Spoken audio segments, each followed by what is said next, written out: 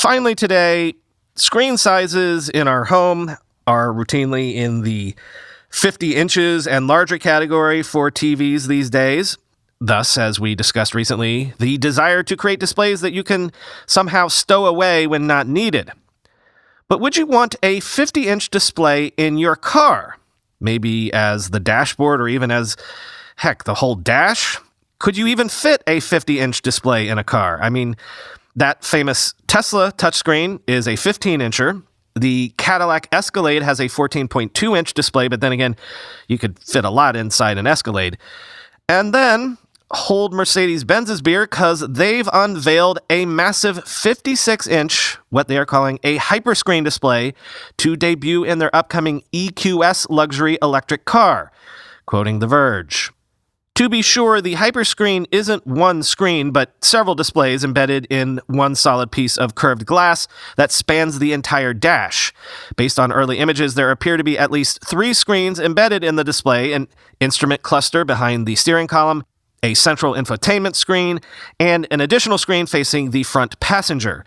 Mercedes says the Hyperscreen will include something called zero layers, in which the user no longer has to scroll through a variety of submenus or give voice commands, quote, as the most important applications are always available in a situational and contextual way at the top of the driver's field of vision, end quote.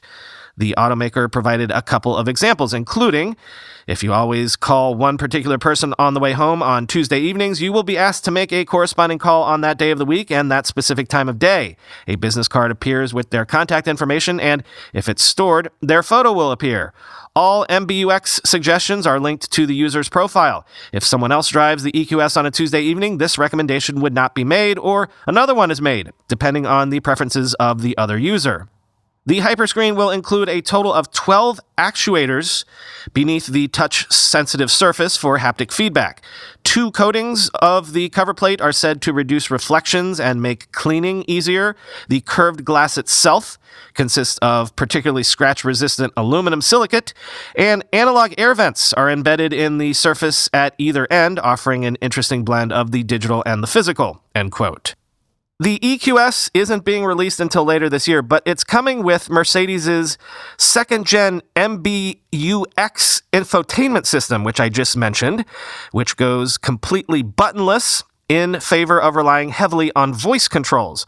Also, a fingerprint sensor on the touchscreen and voice recognition will allow the car to recognize drivers and automatically adjust things like seat settings, interior lighting color, favorite radio station, more, depending on who's doing the piloting. There's also apparently an option with cameras for face recognition as well.